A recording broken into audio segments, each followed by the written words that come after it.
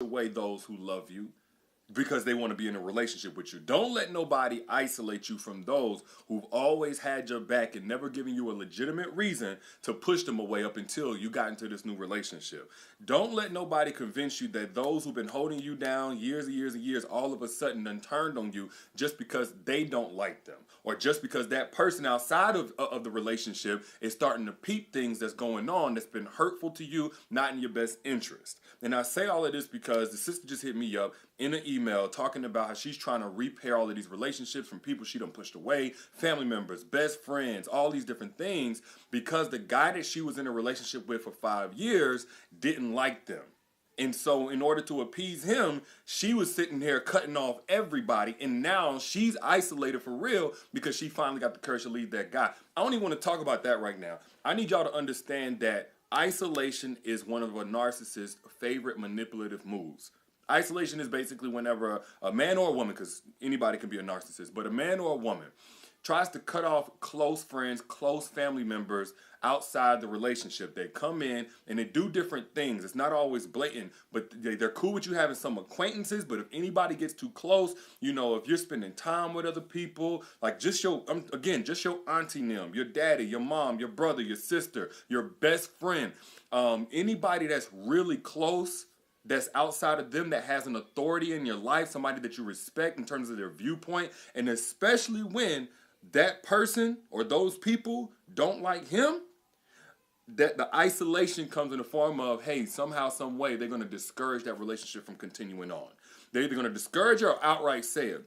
Now, I don't want you to get this confused with somebody who's encouraging discernment. There's a difference between a person who is trying to isolate you and a person who is encouraging you to discern what information you're getting or who you're hanging around. Even ladies, y'all at times will tell a dude if one of his homeboys is a snake, right? That don't mean you're trying to isolate him. That just means you're encouraging discernment. Watch who you around. But let me tell you the difference. When a guy is really just encouraging discernment, he'll separate what's being said from your connection to that person. Instead of don't hang with this person or stop hanging or talking to this person, it'll be, hey, be careful about what you're hearing from this person. Or whenever you hear it, just bring it here. Let's discuss it. Hear both sides. Hear me out too.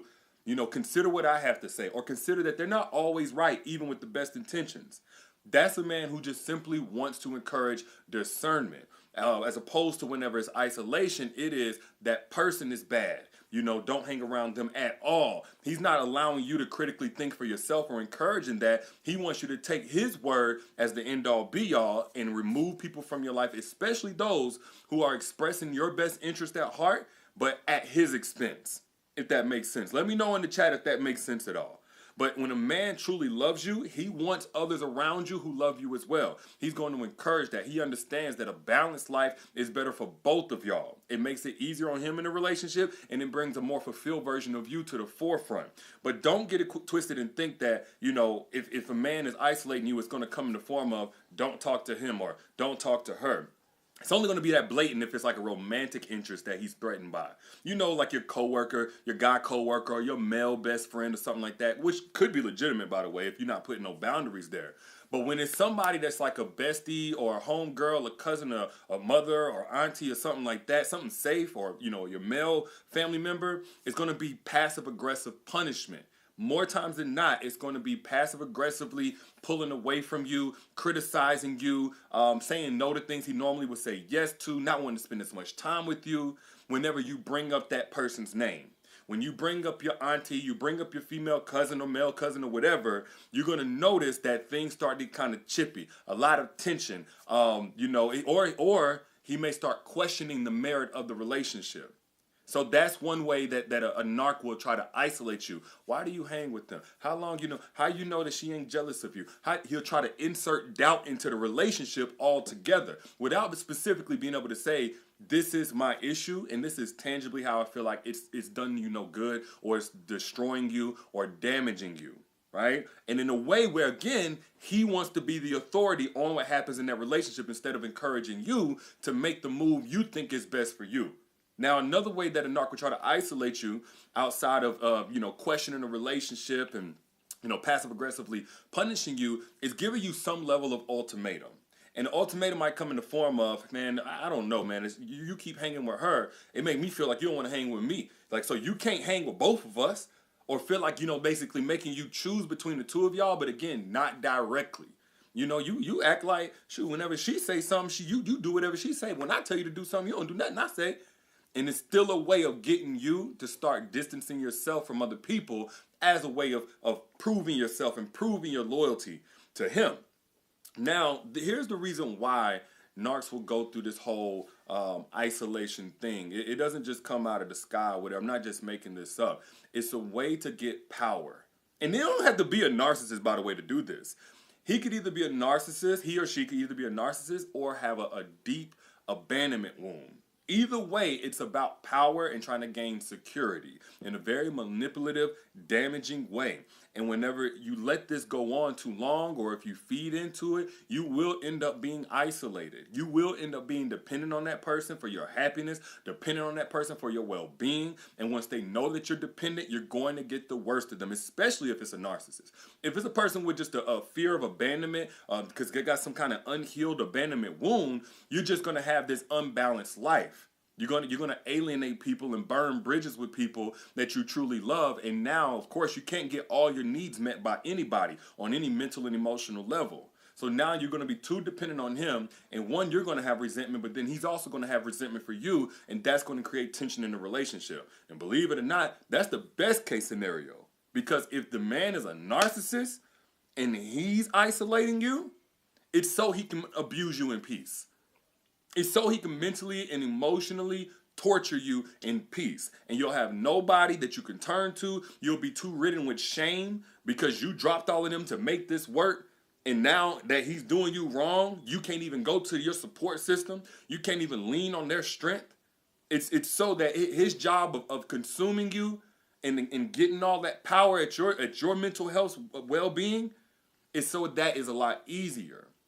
And again, that's when we're talking about an outright narcissist who I believe most of the times is the one that's really trying to isolate you. But this is why it's important. Even best case scenario with somebody with an abandonment wound that's still very toxic, even if that's the case, this is why it's so important to get a man who has evolved past that stage in his life. Now, a narcissist, the only evolution for a narcissist is to be self-aware and to go get help and to learn how to function outside of that narcissistic personality disorder, because it is a disorder. But when you're talking about somebody with an abandonment wound, that's a matter of healing, not just self-awareness, but healing, boundaries, and then doing the work before he even met you.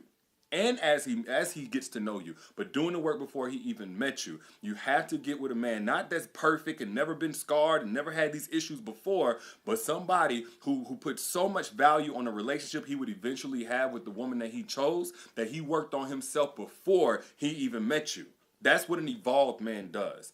Now, if you never met a man like this, or you feel like you're not attracting guys who've already done the work and they come across you expecting you to be their rehab center, you need to enact strategies that will attract these tier men. You need to enact the strategies, proven strategies that attract this level in terms of their character and their ability to apply themselves in a relationship. You need to enact strategies that will attract them from your authentic self. Now, if you want more information on that, I did an hour-long masterclass for free called The Secrets to Making Evolved Men Crave You. If you want access to that masterclass before it comes down, click the link that you see pinned right here in the comments. It's also in the caption if you need to back out because you don't see it in the comments for whatever reason. Click that link, register, get access. It's absolutely free and it's coming down soon. Secrets to Making Evolved Men Crave You, where I went in for over an hour on how to attract evolved men into your circle, multiple, so you can pick the one that's right for you. But back to what I was saying, if you ever notice that a man has deep resentment without a true foundation for those who love you, and he doesn't separate what they're doing from who they are, he just wants them gone, he's trying to isolate you. And you're weaker whenever you're isolated. You're weaker as the woman, the girlfriend, the wife that you could be. You're weaker as a mother. You're weaker as the person that needs to just love self. You're weaker whenever you don't have your support system. A man who truly loves you loves those who support you as well, even if they don't necessarily get along. But those are just my thoughts. Y'all let me know what you think. Share this if you got anything from this live chat on the topic of isolation. And do not forget to get access to the masterclass before it comes down, y'all. Secrets to Making Evolvement Crave You. Again, it's pinned right here at this comment. Click that link and register now, or back out and get access at the link in the caption. I'll holler at y'all later. Y'all be good. Peace.